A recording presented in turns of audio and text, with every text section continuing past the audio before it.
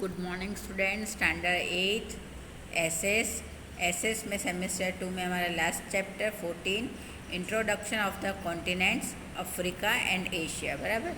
अब देखो यहाँ पर जो है हमें अफ्रीका का मैप दिया हुआ है और इसके सारे सिटी के नाम और सब दिया हुआ है। बराबर ना। अब हमको इस लेसन में जो है अफ्रीका के बारे में पढ़ना है कि वहाँ क्या चीज़ मिलती है, क्या चीज़ हमें वहाँ अट्रैक्ट करेगी, उन सारी चीज़ों के बारे में हमें पढ़ना है। बराबर। तो ये देखो इंट्रोडक्शन में तो ऐसा बोला है कि world tourism fair was organise in the city of Ahmedabad. Various tourist organisation and tourism departments of the country had been sharing information about tourist destination important from historical, geographical and cultural point of view.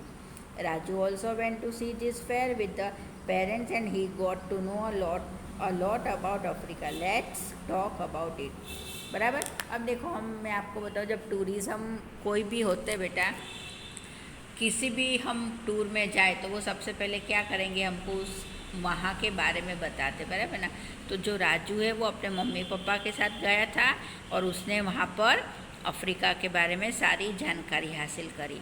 अब देखो हम तो India में ही घूमते, जब हमको India में जाना हो तो हम सपोज़ जा रहे राजस्थान, तो हम सबसे पूछेंगे भाई राजस्थान में क्या देखने जैसा है, क्या अच्छी चीज़ मिलती है वहाँ पर, खाने के लिए क्या अच्छा है, कौन से जानवर है। बराबर ना। फिर हम साउथ में जाए तो हम साउथ में पूछेंगे कि कौन से अच्छे मंदिर है, क्या वहाँ पर मिलता है, इडली डोसा सांभर। बराबर ना। तो इसी तरह से जब आप किसी दूसरे कॉन्टिनेंट में जाते हो, बराबर, तो हम उस कॉन्टिनेंट के बारे में सारी जानकारी लेते हैं, सब चीज़ जानेंगे। तो वो हमें कहाँ से मिलती है, तो वो हमें टूरिज़्म डिपार्टमेंट वाले ही बताते। बराबर ना।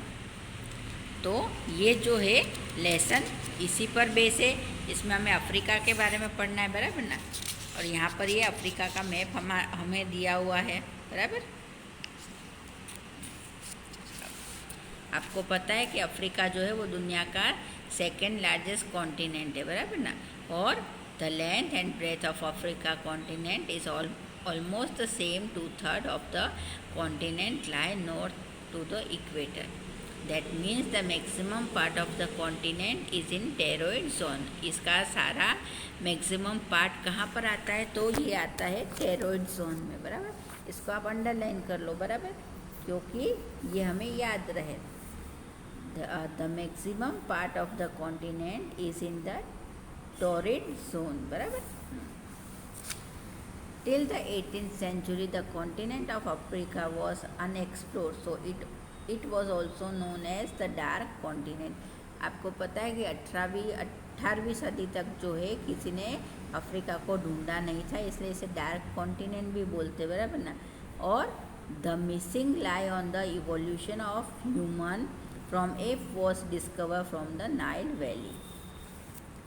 The maximum part of the Africa continent lie in the eastern hemisphere. ये आपको MCQ में पूछा जा सकता है कि मैक्सिमम पार्ट जो है वो कहाँ पर लाई अफ्रीका का, तो ईस्टर्न हेमिस्फीयर में। बराबर। It cover 20% of the total land mass of the earth. ये टोटल 20% जो है वो अर्थ का लैंड मास कवर कर रहा है। बराबर ना। It has a coastal line running 30,000 kilometre, और इसकी कोस्टल लाइन कितनी है, 30,000 किलोमीटर। बराबर ना। अब देखो ये आपको यहाँ सहारा डेजर्ट है और ये माउंट किलिमंजारो। बराबर ना। N extinct volcano. बराबर। ये वॉल्केनो है ना, आपने नाम सुना होगा किलिमंजारो का। बराबर ना। तो ये देखो ये किलिमंजारो। बराबर ना। The major landform of Africa is plateau and highland. जो अफ्रीका का मेजर लैंडफॉर्म है वो क्या है, प्लेट्यू है और हाईलैंड है। बराबर ना। तो हाईलैंड मीन्स यानी पहाड़। बराबर। प्लेट्यू यानी हमारे पठार। बराबर ना। हमारा इंडिया जो है वो भी 3 हिस्सों में डिवाइडेड है, आपको पता है ना भाई। हाईलैंड जो है हमारे ऊपर नॉर्थ साइड आती है, फिर हमारे सेंट्रल हाईलैंड आती है। बराबर। मैंने आपको 4th स्टैंडर्ड के SS में ये सब सारी चीज़ें पढ़ाई हुई है, आपको याद हो तो। बराबर ना। और प्लेट्यू जो है वो हमारे नीचे साउथ साइड में आते हैं। बराबर ना। डेक्कन प्लेट्यू है ना, सदर्न प्लेट्यू, वो सब हमने पढ़ा हुआ है। बराबर ना। तो इस तरह से अफ्रीका भी जो है वो उसके दो मेन लैंडफॉर्म है, प्लेट्यू और हाईलैंड्स।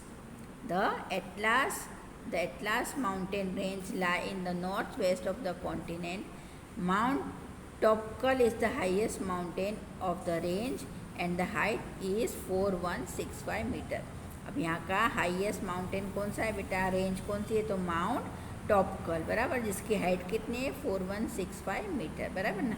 और हमारे इंडिया में ये पूछा जाए तो हमारे इंडिया में कौन सी है, K2 बराबर ना, है ना।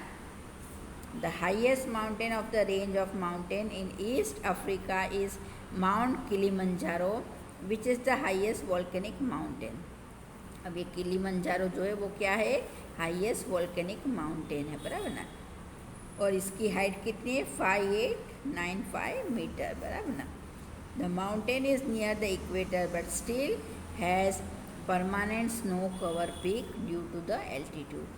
और ये जो है अभी भी पूरा बर्फ़ से ढका हुआ है बराबर। देखो यहाँ आपको दिख रहा है ना, ये पूरा बर्फ़ से ढका हुआ है बराबर। Apart from this mountain there are highland and plateau with an average altitude of 915 meter in the south of Africa. The Epithian highland have to altitude between 1500 and 4550 meters बराबर ना।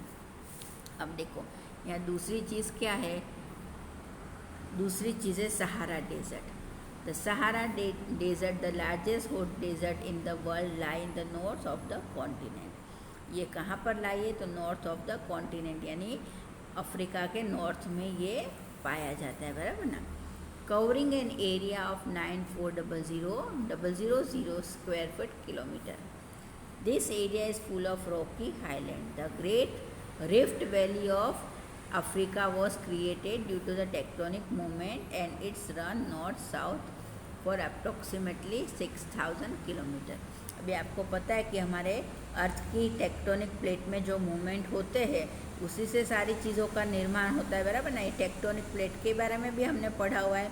तो ऐसा कहा जाता है कि ये रिफ्ट वैली जो है वो ये टेक्टोनिक प्लेट के मूवमेंट की वजह से जो है इसका निर्माण हुआ है। It is the longest rift valley in the world. ये सबसे बड़ी रिफ्ट वैली है, दुनिया की सबसे बड़ी रिफ्ट वैली है। Due to the accumulation of water, lake Victoria, lake Malawi also known as lake Nyasa and lake Tanganyika have been formed बराबर ना। और इस वजह से जो है इतनी लेक भी वहाँ पर बनी है। अब देखो ये तो सहारा डेजर्ट की बात हुई, अफ्रीका की बात चल रही है। और हमारे इंडिया में कौन सा डेजर्ट पाया जाता है, लिटिल रन ऑफ कच्छ है ना। आपको पता है कच्छ भी जो है हमारा डेजर्ट है बराबर ना। और डेजर्ट में क्या होता है, वेजिटेशन नहीं होता है, पानी नहीं मिलता है। पर सोचो ये सब चीज़ क्यों बनी होगी, तो ये जो है हमारे अर्थ के अंदर टेक्टोनिक जो प्लेट होती है उसके अंदर जो मूवमेंट होता है उस वजह से ये सारी चीज़ों का निर्माण होता है बराबर ना। रिवर एंड लेक, अब देखो ये आपको मैं बता दूँ कि जिस तरह से हमारे एशिया में बड़ी बड़ी रिवर्स है, हमारे भारत में बड़ी बड़ी रिवर है, उस तरह से अफ्रीका में भी बड़ी रिवर है। और हमारी दुनिया की सबसे बड़ी रिवर जो है वो कौन सी है, नाइल। और वो कहाँ पर पाई जाती है, तो वो अफ्रीका में पाई जाती है। और इसकी लेंथ क्या है 6436 किलोमीटर बराबर ना। और इसका ओरिजिन कहाँ पर हुआ है, तो इसका ओरिजिन जो है Ethiopia and flow through Sudan. देखो it originate from the highland of Ethiopia. ये इथोपिया के हाईलैंड, इथोपिया के पहाड़ों में शुरू हुई है और flow through Sudan and Egypt to meet the Mediterranean sea. और ये सूडान और इजिप्ट से होती हुई मेडिटेरियन सी में मिलती है बराबर ना। With a surface area of 68800 square kilometre, lake Victoria is Africa largest lake by area बराबर ना। अफ्रीका की लार्जेस्ट लेक कौन सी है, तो विक्टोरिया। देखो यहाँ पर फोटो दिया हुआ है बराबर ना। और ये दुनिया की सबसे बड़ी लेक है बराबर ना। अब वहाँ का क्लाइमेट और वेजिटेशन कैसा है, देखो तो वहाँ के क्लाइमेट और वेजिटेशन में क्या है। The climate of Africa is quite डिजर्व, varying temperature and precipitation lead to a wide variety of vegetation too, है ना। देखो हमको मैं बता दूँ कि अफ्रीका जो इतना बड़ा कॉन्टिनेंट है तो वहाँ पर हमें सारी चीज़ें देखने मिलेगी। आपको वहाँ पे पहाड़ भी मिलते हैं, वहाँ महागोनी के ट्रीज़ भी मिलेंगे, बराबर। फिर वहाँ पर जो है थ्रोनी वेजिटेशन भी मिलेगा। यानी सहारा डेजर्ट है तो सहारा डेजर्ट में क्या होगा भाई कि आप जाओगे तो आपको वहाँ पर उस हिसाब से वेजिटेशन मिलेगा। आप फिर सवाना के जो फॉरेस्ट है वहाँ जाओ तो उस हिसाब से हमको सब मिलता है, बराबर ना। यानी बहुत सारी वेराइटीज़ जो है वो हमें अफ्रीका के जंगलों में देखने मिल जाती है, बराबर ना। वहाँ पे कौन से ट्रीज़ मिलते हैं देखो। Equatorial rain forest are seen in equatorial region. Extremely hot and humid climate suit the tree for mahogany, ebony, longwood, rosewood, ironwood, rubber, cinchona and bamboo, बराबर। ये सब जो है वो एक्सट्रीम हीट में भी रह सकते हैं। The rainfall reserve at one proceed toward the north and so the vegetation to change the spreadly grassland to savanna to the thorny bush of cactus, dead palm etcetera, बराबर। जब हम savanna के जंगल छोड़ते हैं तो हमको ये सारी चीज़ें देखने मिलती है और ये कहाँ होती है, सहारा के डेजर्ट में, बराबर ना। तो इस तरह से जो है हमें बहुत सारे अलग अलग ट्रीज़ भी हमें वहाँ पर देखने मिल जाते हैं, बराबर। वहाँ पे फ्रूट्स भी होते हैं, ऑरेंज, लेमन, पीच, ग्रेप्स, है ना, सारी चीज़ें वहाँ पर होती है, बराबर। अब देखो, अब ये जो पॉलिटिकल मैप दिया हुआ है यहाँ पर, बराबर ना। अब वहाँ पर कौन से एनिमल्स और सब पाया जाता है तो कैमल, हिपोपोटामस, लायन, डियर, बराबर ना। तो agriculture, mineral resource and population, तो 70% of African include into agriculture. 70% Africans जो है वो खेतीबाड़ी करते हैं। Various crop like tea, coffee, cocoa, rubber, tobacco etc. was grown there along with the regular crop, बराबर ना।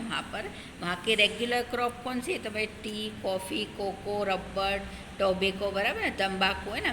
तो वो वहाँ पर सब पाई जाती है। और Zanzibar is also known as the island of clove, यानी जंजीबार जो है वो वहाँ का क्लो यानी लविंग, बराबर। तो वो लविंग का आइलैंड भी कहा जाता है। अब देखो अफ्रीका में जो है हमें gold, diamond, copper, uranium, magnesium etcetera सब मिलता है, बराबर ना। क्यों मिलेगा वो भाई, ये यूरेनियम, मैग्नीशियम वो सब वहाँ क्यों मिलेगा कि वहाँ पर जो है ज्वालामुखी फटते हैं, पता है ना आपको, पता है ना, ज्वालामुखी जब फटते हैं तो वहाँ पर ज्वालामुखी होते हैं, इस वजह से जो है वहाँ पर ये सारी चीज़ें मिलती है, बराबर ना। Johannesburg, Transvaal of South Africa. फिर mineral oil is also found in Egypt and Libya, बराबर ना। और अब वहाँ की जो ट्राइब्स है तो वो ट्राइब्स कहाँ पर बसती है तो रिवर जायरा, कोंगो, फिर Bushman in the Kalahari desert, फिर मेसेलिट इन सूडान, बराबर ना। फिर Bantu in Kenya and Bedouin in Egypt, बराबर ना। तो ये इनकी प्रजातियों के नाम है, इनकी जो ट्राइब्स है उनके नाम है, इसलिए आपको ये याद रखने पड़ेंगे, बराबर ना। आप यहाँ पर अंडरलाइन कर लेना, इसलिए आपको याद रहे, बराबर ना। अब जो है हम इसका सेकेंड पार्ट शुरू करेंगे, बराबर, कंट्री प्रोफाइल। तो ये जो है सेकेंड वीडियो में हम लेंगे, फर्स्ट वीडियो में सब सिर्फ अभी इतना ही, बराबर।